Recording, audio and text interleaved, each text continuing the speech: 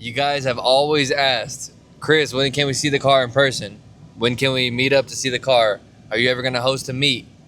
I am not hosting a meet, but I'm going out to Mustang Week, Galveston, Texas. It's about 3 hours from me. Me and Dad are taking the cars. My dad's crazy rotisserie build, Fox body, Gen 2, S550 interior. We're taking it down there, man. This is going to be our first car show we're going to. We're probably going to enter that car into the car show. My car is not a car show at all. You guys will see it in person. It's a bucket, man. It's fast, it's cool, but it's a bucket. It's not nothing to lust over or nothing like that, man. It's a bucket. Anyways, we are going to Mustang Week, Galveston. SN95 Power. My boy is putting on a meet and greet. It is April 17th, 2026. 4th gen Mustang. So this is for SN95s. 94 all the way to 04 is SN95. You are welcome. I don't know what we're gonna do about Fox body, guys. My dad's gonna have to sit this one out, but this is an SN95 meet. So if you got a clean SN95, come through. This is a meet and a cruising. We're gonna meet up at the Kima Boardwalk, cruising together. Meet time is at 11 a.m. and we're all gonna take off at 12. So we're just gonna mob the streets and take it over, man. So it probably has been since I went to Mustang Week, Myrtle Beach. It's been a long while, man, since I've met up with any of you guys. So yeah, I'm gonna be posting this video, this little snippet on all of my videos up until Mustang Week. So do whatever you guys can, man. Request ahead to get those days off. I know I'm going to have to. If I don't get the days off, I'm only gonna be there like the 17th and the 18th, I believe. But I should be able to get the entire week off, just to, you know, enjoy some time and spend some time with Dad. So yeah, it's gonna be a blast, man. So make sure you guys mark those calendars. I'll see you guys there.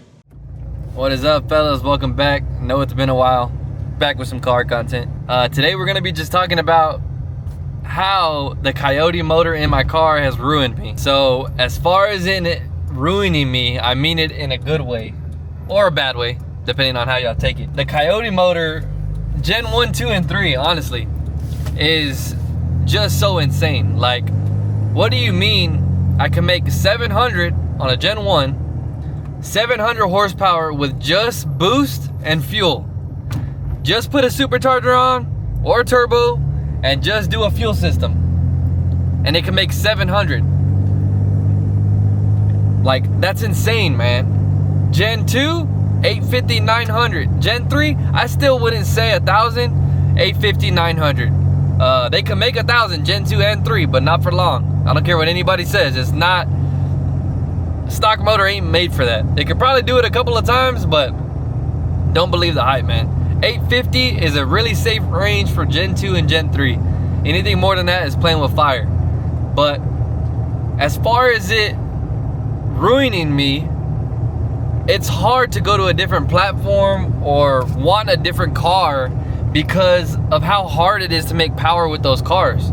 I really want a C7. Like, a C7 was a dream car of mine. I feel like it really isn't anymore, just because of how difficult it is to make power on those vehicles. Like, you have to do a cam, you have to change the heads, and I believe a regular C7, like a regular LT engine, is only good to like 700 horsepower, and then you have to build it? You're telling me I can't make 800 or 900 on a C7, like be super badass? That sucks, man. And like, I doubt you can make 700 or 650 on an LS or LT platform without changing the cam. Like, I know a lot of people are like, oh, well, you can't change a cam, like that's easy. I just don't want to build the motor. I don't want to get into the motor. I don't want to have to mess with the motor. I'd rather do stuff by myself and not have to worry about taking it to a shop or putting my trust in other people. You know what I mean? Coyotes, anybody can build a fast Coyote, man. As long as you have some money, anybody can build a fast Coyote. Hell, I've seen broke people build Coyotes. They just finance it. So yeah, man, it's difficult. Like, I really don't think I'll get a C7 now. Like, to be honest with you, like, I'm spoiled, man. Spoiled rotten. So like, really my dream car, honestly, is probably a Boss 302.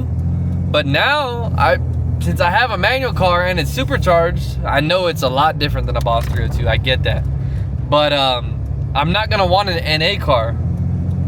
I know a Boss 302 is awesome. It's a relic. It has a badass motor, but I don't want to go down the manual route anymore. You know, who knows if I have been thinking about putting the 400 in the SN95. If I do an automatic in that car, then yeah, I probably would get a Boss 302 because it's stick shift, right? But I don't see myself changing my car to an automatic, but I have thought about it. I'm not gonna lie. Like, at least the 400 is a manual valve body. Excuse the radar detector, guys. I know it's annoying. I'm not getting a ticket for y'all though. Yeah, man, it's hard to fathom anything else than a Coyote. So really, what I'm really looking for now is like a 6R80 car. Like, I don't want to get. I really like Gen 1s, but the headroom of 700 kind of bothers me. I would like to have a headroom of 850 or 900, so I really kind of want a Gen 2, man. Like, I've been looking at Gen 2s and they're not bad. Maybe even a Gen 2 truck again. Like, I really miss my single cab, dude. Out of all the cars that I've had, I really miss my single cab. I really wish I would have kept that truck and did like a single turbo or maybe even twins on it. And just had a 6R80 badass automatic Gen 2.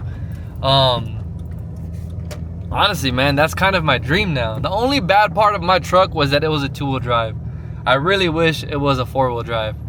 But yeah, I just saying that as I pulled up to the shop. Let's go check out the car. Guys, I'm in shock. Look at this. This little dove is following me into my shop. What's going on, buddy? Huh? He's not scared of me at all, dude. I think I could pick him up. He's following me everywhere. What's up, buddy? We're gonna let him ride out. Make sure I don't run over him. All right, fellas, this video has got completely thrown off. I was gonna start the car and everything for y'all, but this little guy is following me around everywhere, dude. And like, I think he's a domestic bird because he's not flying away. And I don't want to turn the car on and scare him. And he's following me around everywhere, dude. I walked around the back of the shop and trying to see if he's showing me anything. And he's just following me around everywhere, dude. He could fly and everything. I think he's just looking for food. So, yeah, my old lady's coming over here right now to give him some food. So, I don't want to scare him off turning the car on. So, we're not going to do that today. So, sorry, guys. But, yeah, I'm totally freaked out. Does this happen to any of y'all? This is insane. He's not even hurt or nothing. He's just following me around everywhere. And he's not scared, dude. I want to show y'all. Look at this. I could pet him and he doesn't care. Anyways, enough of the bird nonsense. We'll get back to the video and show you guys. I just wanted to, yap a little bit today and show you guys why the Coyote is such a king platform. Oh, here she is, man. Bone stock Gen 2 F-150 motor, stock cams. Stock cams, fuel system, 82 millimeter pulley, 8 PSI, ton of fun, man. Literally nothing else. It's absolutely crazy. Dude, I gotta watch out. I'm gonna step on this guy.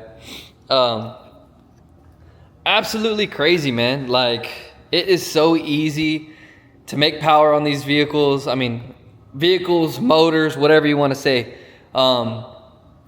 I just can't fathom, doing anything else. And like, looking back now on all the 2-valve posts and everything like that, it has got me where we are today, as a community on this channel. I know a lot of you guys still are 2-valve guys, but if I could go back, man, and if I'm in y'all's shoes, I'm not messing with 2-valve stuff anymore, man. This stuff like NA beats 2-valve stuff. Supercharged, turbo, beats 2-valve stuff. You don't have to mess with machine shops. You don't have to pull the motor out. Hope a machine shop does good for you. It's so easy. Stock motor stuff, like, you can't beat it, man. Like, you really can't. But yeah, man, that's gonna be it all for today. I just wanted to come yap a little bit and just tell you guys how much this car means to me and how awesome the Coyote platform is. I know I'm probably beating a dead horse here, but it really is, man. It's really game changing. It really changes your mind on everything. I would not change it for the world. I wouldn't change the motor for anything else except a built motor. It is awesome, man. Like, nothing will change my mind. future plans is maybe a bigger blower or a turbo or maybe a 400. You know, let me know what you guys want to see. I don't want to turn this car into a drag car, man. I want it to be like a really fast road car or a like super fun street car. But something is itching my brain right now about a boost controller and just turning the boost up on a knob. Like, that is really itching my brain right now. And it doesn't sound bad, man, to do, you know, a turbo on this thing. So if that is something y'all want to see, let me know. So with that, guys, that's going to be the end of today's video. I wanted to bring you guys some word because I have been reading the Bible a ton, and I've been stacking up on all this stuff. So I wanted to share this stuff with you. I kind of made some notes on the last reading. It's not anything directly, like, there's not a scripture attached to this. I just wrote this down on what my pastor was repeating. Paul is writing about putting on the whole armor of God. He is prophesying a battle. It already tells us that you and I are in a fight. This ain't Western Christianity. The lie that we hear, come to Jesus, everything will be good. You will get everything you want. Trouble you will have, said the Lord. So Paul says, put on the whole entire armor of God so you can withstand. Every thought is not yours. Most of your thoughts are not yours. He said, therefore, taking captive of every thought and imagination that sets itself up against the knowledge of God. We got our thoughts that pass through our head that do not come from God.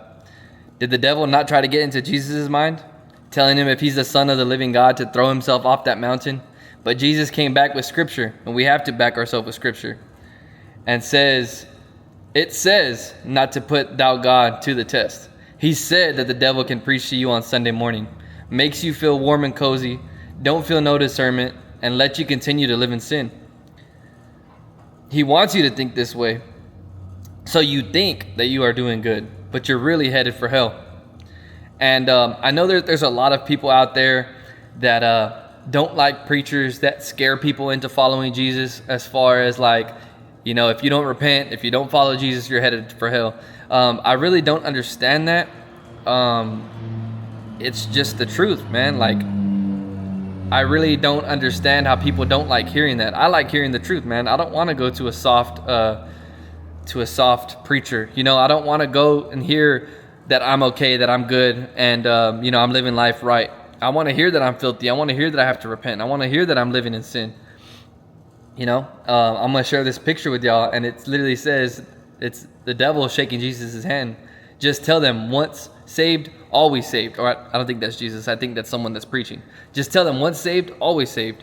And I've heard that a lot, man, throughout my entire life on, you know, going to church and, you know, hearing soft preaching and really just saying, you know, God loves you, repent of your sins and everything will be okay. But I was living a lukewarm Christianity life and not really following God of my best abilities, you know. So I just wanted to share that with you guys, and just remember to not be lukewarm, be on fire for Jesus. While I'm doing this, you know, my pet dove is just chilling here. I looked it up. I don't know what it means, but it says it's like, I'll show you guys real quick. This dude is just chilling. Look, that's my foot right there. It literally says, when a dove follows you, it often signifies peace, love, hope, and new beginnings, potentially acting as a spiritual messenger or a comforting sign from the departed loved one, using you to find inner calm, embrace yourself, change, connect with your spiritual self. Peace and love, comfort and grief, guidance and protection, new beginnings, call to stillness. This is so insane, guys. I don't know what I'm going to do with him. For those of you who are wondering, I will put an update at the bottom of this video on what we did with him. But yeah, that's all I have for today, man. Greatly appreciate you guys. I'm very thankful. We'll see you guys on the next upload. It's your boy ReyesBuilt. Peace out, man.